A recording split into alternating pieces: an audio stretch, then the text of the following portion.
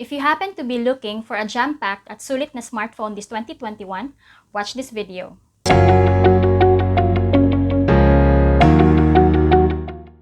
Here we have our POCO M3 phone, which was released last quarter of 2020. Ngayon, ipapakita ko sa inyo kung bakit pwedeng-pwede pa rin siya ngayong 2021. But before that, i-unbox muna natin.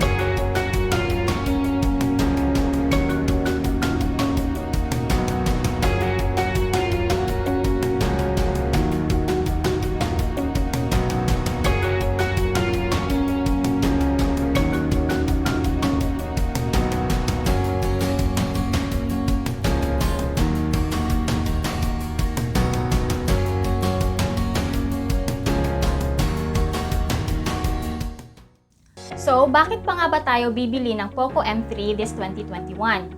First, mas mura siya ngayon kaysa last 2020.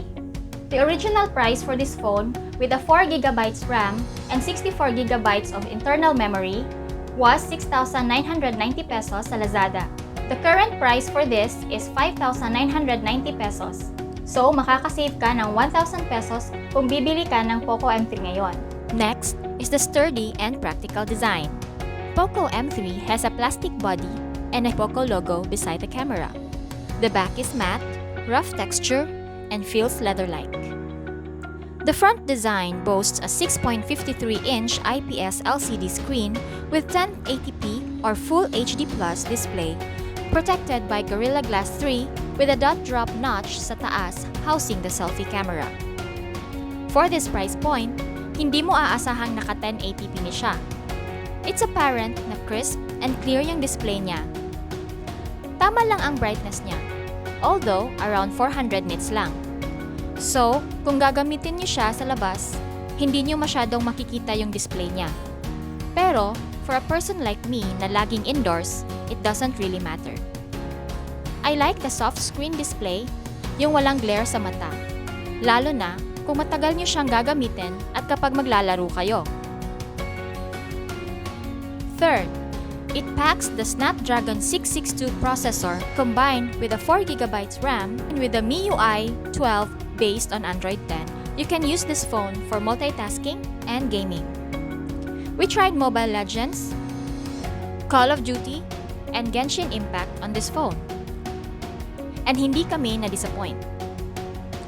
It can handle Mobile Legends and COD well, even at high settings. It provides a smooth gameplay and good performance, which makes it a good buy for people who are looking for a gaming device that is very affordable. However, hindi siya recommended for heavy gaming kagaya ng Genshin Impact that requires heavy graphics. Kung gusto nyo pa rin laruin yung game na to, I suggest na i-lower nyo lang ang settings para maging playable. Although it doesn't provide the maximum graphics settings and the picturesque game environment, makakalaro na kayo ng Genshin Impact.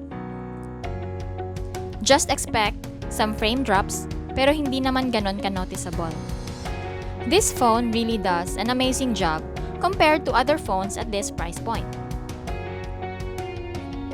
Number 4. Battery life is very good. It has 6,000 mAh battery capacity that can last up to 154 hours, depende sa gamit nyo. Yun nga lang, as expected, matagal din siya mag-charge. Almost 3 hours saka siya ma-full charge using the 18-watt charger na kasama ng phone. And because of that battery capacity, medyo may kabigatan din ang phone. at almost 200 grams. Lastly, it has a 48-megapixel triple camera. The POCO M3's triple camera is housed in this shiny plastic rectangle with a huge POCO branding.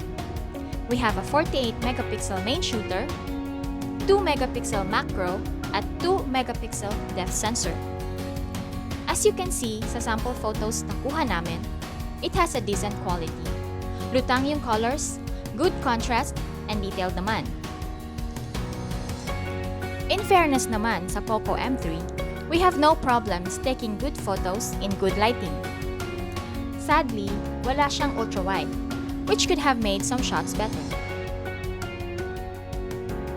Kung magsa-selfie naman kayo, merong 8-megapixel front-facing camera that takes decent photos. Not particularly great, pero sakto lang naman din. We have clear shots na pwede nang pang-profile picture sa Facebook or pang-Instagram. For video recording, we can record up to 1080p at 30 frames per second sa main camera.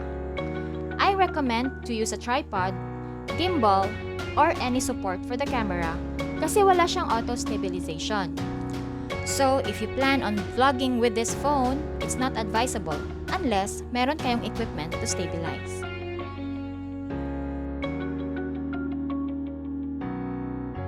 For me, ang POCO M3 ay isang sulit na budget phone if you are looking for a functional and heavy-duty phone. At the price of 5,990 as of filming this video, this phone packs great features kagaya ng sturdy and practical design, naka-Snapdragon 662 processor, 6,000 mAh battery, 48-megapixel triple camera, and meron na siyang kasamang jelly case, which is maganda kasi protected na siya from scratches from the get-go. Although merong cons, like the heavy weight, matagal na charging time, hindi maka-high setting sa mga graphic-heavy games, at wala siyang ultra-wide angle camera, and wala din siyang auto-stabilization. I highly recommend this phone for casual users, students, and casual gamers. This is not your typical budget phone, and yet it provides the platform to do the things that you need to do in a smartphone. Please hit like if you like this phone, and please hit the subscribe button below if you want more unboxing videos. Kung gusto niyo rin magkaroon ng POCO M3, and kung meron kayong masasabi tungkol sa phone na to, please comment below. Thank you for watching! See you on my next one!